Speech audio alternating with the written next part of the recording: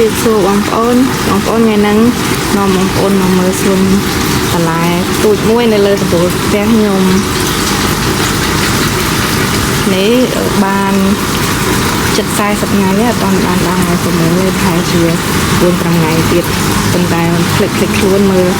ធំឡើងស្អាតធំជាងបាត់ដៃខ្ញុំទៀតណានេះបាត់ដៃខ្ញុំហើយមើលឆ្លាតតែនៅអត់ដល់ថ្ងៃនេះខែក្តៅប៉ុន្តែខែក្តៅនៅនេះដូចអត់ទៀងមកទេពេលខ្លះក៏ភ្លៀងពេលខ្លះក៏ត្រជាក់ពេលហើយតែឃើញចង់ក្តៅក៏ក្តៅភ្លាមអញ្ចឹងទៅហើយនេះបងប្អូនមើលរោងផ្ទះខ្ញុំវាបែបហ្នឹងធ្លាប់មានបងម្នាក់គាត់ខមមិនថាធ្វើរោងដបូលដាំលើដបូលហើយក្រោមដាក់បន្លែក្រោមដបូលអញ្ចឹងវាមិនល្អមែនតែនទៅរោងនេះវាអត់ត្រូវស្តង់ដារដែលគេដាំទេគាត់ថាខ្ញុំដាំលើដបូលពេលដែលខែក្តៅកម្ដៅថ្ងៃវាពិតជាបានគ្រប់គ្រាន់មកវាចាស់ដោយសារគៀននេះអត់មានផ្ទះឲ្យអ្នកខាងនេះល្វឹងល្វើយអញ្ចឹងខ្យល់កម្ដៅថ្ងៃវាមកពីខាងគៀនណានេះគៀនខាងនោះក៏អត់មានអីដែរល្វឹងល្វើយនិយាយទៅពីមុខទាំងក្រោយទាំងចំហៀងដែលខ្ញុំដាំហ្នឹងទីតាំងហ្នឹងគឺល្អវាអត់មានអាគារខ្ពស់បាំងថ្ងៃដល់ពេលអញ្ចឹងថ្ងៃវាជះចូលមកហើយអាសាដបូលយើងនឹងខ្ពស់ដែរអញ្ចឹងទៅថ្ងៃវាចូលមកបានល្អតែសម្រាប់ខែភ្លៀងអាចនឹងមានបញ្ហាបន្តិចដោយសារខែភ្លៀងវាអត់មានពលឺថ្ងៃគ្រប់គ្រាន់ទេការដាំបែបហ្នឹងដូចខ្ញុំជាក់ស្ដែងមានតែខែក្តៅហើយនឹងខែល្ងាដែលខ្ញុំបានដាំទៅដំណាំវាល្អ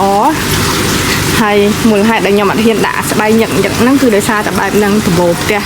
វា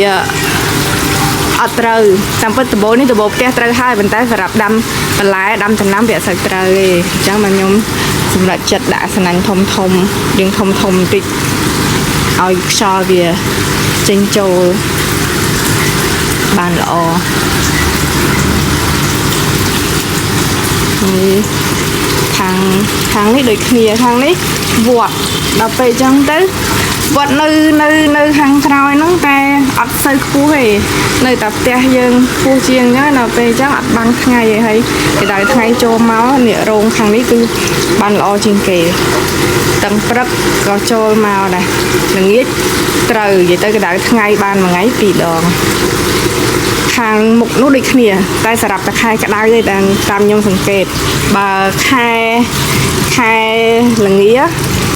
ខាងមុខនេះពេលព្រឹកអត់មានទេមានតែពេលល្ងាចតែសម្រាប់ខែក្តៅគឺល្អបាន2ពេលក្តៅថ្ងៃជះចូលមកបានព្រឹកផងល្ងាចផងហើយខាងនេះក៏ល្អដែរបណ្ណាថ្ងៃគ្នាមួយរោងខាងនោះមើលខ្ញុំមិនដឹងមិនទេមកពីធ្វើការឲ្យតឡើងមកមានកម្លាំងព្រឹកធ្វើការមិនក៏ដោយដែរហត់មិនក៏ដោយដែរឲ្យតឡើងមកឃើញបន្លែខ្លួនឯងល្អឃើញដំបូលផ្ទះមើលនេះអានេះអត់ទាន់បានដាក់ឡើងវិញទេថ្ងៃមុនខ្យល់បក់ខ្យល់កត្រាក់នៅសៀងរាបយើងបក់ឡើងខ្ទេចអត់ទាន់បានដាក់ហើយនៅខាងនោះជាប់នឹងជាងនោះឯងអត់ទាន់បានរើទេហើយនេះ green oak យើង green oak នេះក៏អត់ទាន់ដល់ថ្ងៃដែរ green oak នេះនៅយូរថ្ងៃទៀតជាមួយអាទិត្យទៀតថ្ងៃលិចបងប្អូនមើលឃើញអត់ខ្ញុំឲ្យតែបានមកលើដំបូលមើលបន្លែដើរចុះឡើងត្រូវខ្យល់ត្រូវថ្ងៃហើយថ្ងៃលិចតាមពិតមែនទែនស្អាតណាស់ប៉ុន្តែដល់ពេលថតរូបអត់ឃើញស្អាតវាអត់ចាប់អត់ច្បាស់មួយថ្ងៃលិចអ្នកដាំបន្លែគាត់ស្ដាប់ទៅគាត់នឹងយល់ហ្មងអ្នកដែលចូលចិត្តដំណាំចូលចិត្តបន្លែនេះថ្ងៃអីទេសភាពមានខ្យល់ត្រជាក់ទៅមានដំបូលវត្តស្អាតទៅមានបន្លែបៃតងទៅងាកមកខាងនេះល្វឹងល្វើយមានដើមឈើមានអីទៅស្រស់ស្រាយមាន stress អីចឹងបាត់ stress មួយរយៈពេលយើងមកហ្នឹងដែរ ជួយហៀចិត្តយើងបានមកកម្រិតដែរ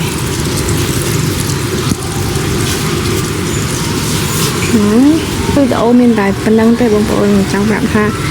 ការដែលដាំបន្លែនៅដំបូលបែបហ្នឹងវាមិនទៅវាអត់ត្រូវស្តង់ដារទេដាំបានតែក៏បើយល់ល្អបើបងប្អូនធ្វើដំបូលបែបដោយខាងរោងគេដាំដំណាំផ្លាស្ទិកស UV គេនេះដំបូលនេះមានយូរណាស់ហើយខ្ញុំមកដាំដំណាំក្រោយទេហើយចឹងខ្ញុំអាចរើរបស់ប៉ាខ្ញុំបានទេប៉ាខ្ញុំមិនព្រមដាច់ខាតហើយក៏ចំណាយអស់ច្រើនដូចគ្នាអញ្ចឹងដាំបែបហ្នឹងណាមួយវាអត់សូវមានបញ្ហាអីដែរបញ្ហាតែខែភ្លៀងតិចជំរាបលាឲ្យបងប្អូនមើលបន្លែខ្ញុំដាក់អត់ទៅស្រស់គ្នាទេអាខ្លះតូចអាខ្លះធំនេះហើយលើតោះកត់បញ្ចាំអត់កាប់អត់កត់អត់កាប់ទៅចេញអត់កាប់អត់កត់ខួរក្បាលទទួលយកអត់បានទេខួរក្បាលមនុស្សចាស់ណាអញ្ចឹងមិញកត់ឲ្យក៏បិទទុកនៅចិត្តដឹងទៀតណា